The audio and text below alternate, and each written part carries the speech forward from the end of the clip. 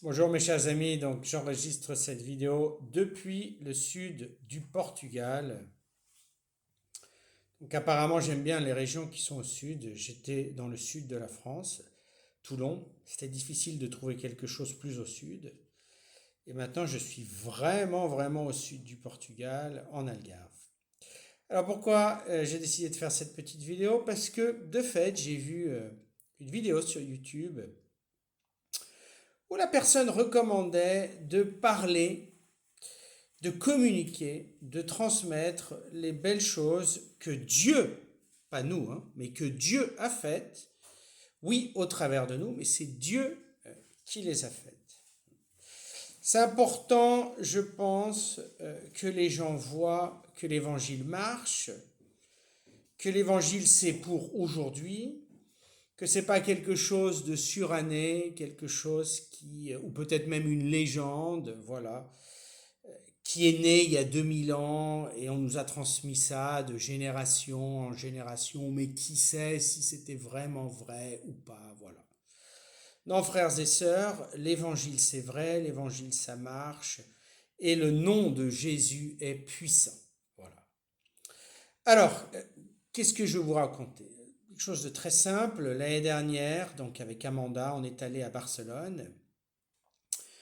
Et en entrant dans la ville, à Barcelone, je savais que le Seigneur allait faire des miracles au travers de nous. Comment je le sais? Je ne sais pas comment je le sais.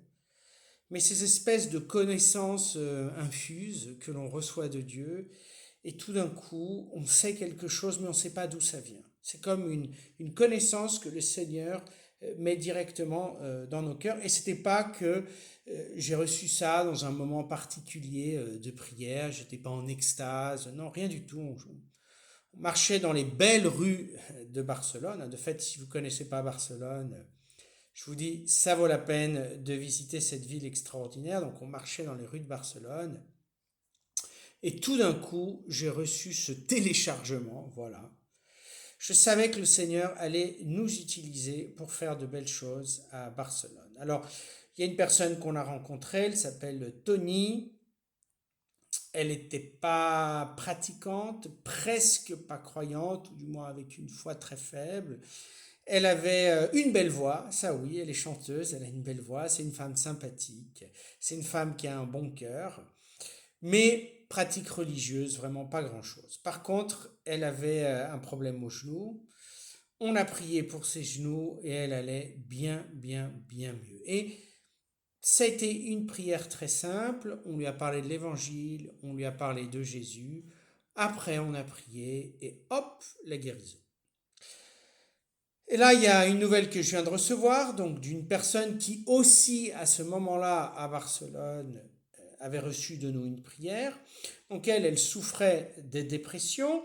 Et on a fait la même chose, on a parlé de l'évangile, on a parlé de Jésus, de ce que Jésus avait fait. On a dit que c'est actuel, que Jésus continue à faire de miracles, qu'on a vu plein de miracles réalisés par Jésus et qu'on croit que Jésus n'aime pas plus les gens d'il y a 2000 ans qu'il aime les gens d'aujourd'hui. Voilà. Et puis on a invoqué notre magnifique Esprit Saint qui fait toujours des merveilles et qui est très joyeux et qui est merveilleux et qui remplit notre cœur de ce feu et de cette lumière.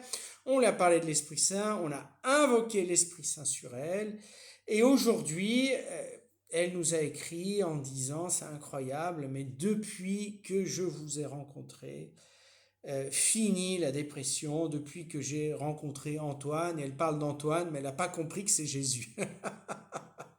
Donc on va devoir revenir à Barcelone et on va devoir lui expliquer que ça n'a rien à voir avec Antoine, ça n'a rien à voir avec Amanda, et que c'est vraiment l'œuvre de ce Jésus qui est vivant et qui est ressuscité. Ça c'est important.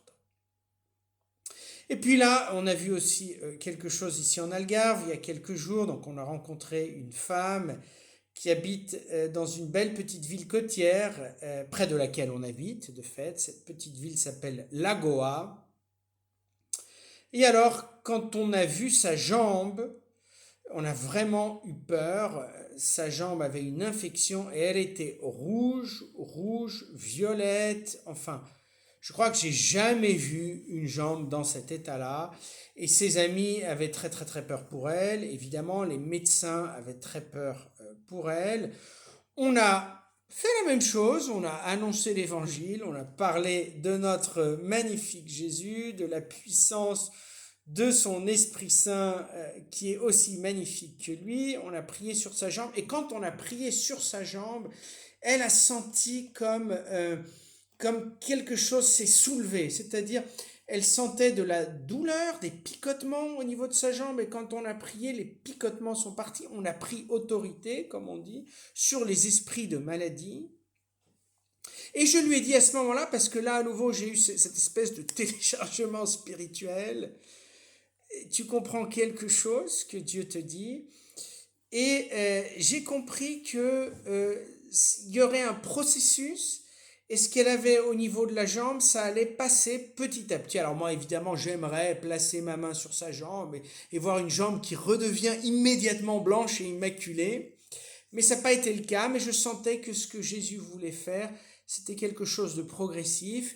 Et elle devait, voilà, prier chaque jour. Donc on lui a donné des prières à faire parce qu'à nouveau, c'était pas une dame extrêmement pratiquante. C'était pas une dame qui allait tous les dimanches à l'église. C'était pas ça le cas.